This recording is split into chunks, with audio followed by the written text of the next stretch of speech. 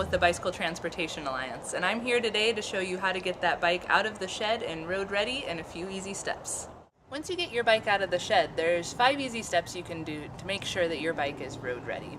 The first is we're going to check the tire pressure. You can start out just by giving your tire a squeeze, and if it's squishy, you want to get some more air in there. Now we're going to pump up our tire to the maximum PSI that's written on our sidewall here.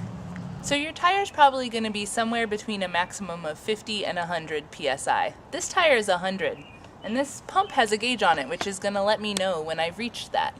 If you don't have one of these at home, check with your neighborhood bike shop. They'll be happy to let you use theirs.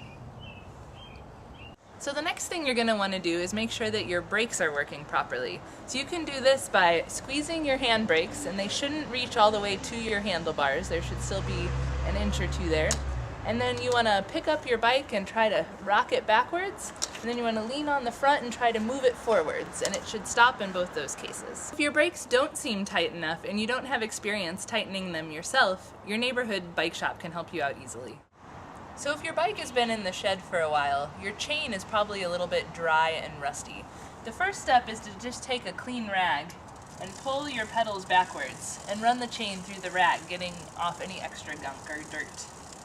And next you want to take a bottle of bike-specific lubricant, give it a shake,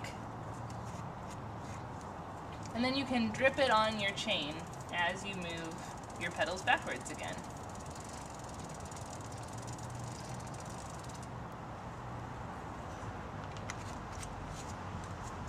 So once you have that good and on your pedals, your last step is to take your rag and wipe off any of the excess grease. Now, as long as your chain is running smoothly, you're ready to go. Now, the last thing we're going to check is our seat height. You want to make sure that if you're standing next to your bike, your seat is right at about the same height as your hip bones. If it's too high or too low, you can adjust it.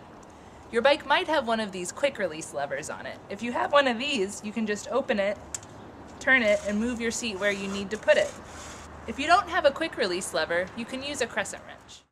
Now that you've checked your tires, your brakes, your chain, and your seat height, your bike should be ready to go.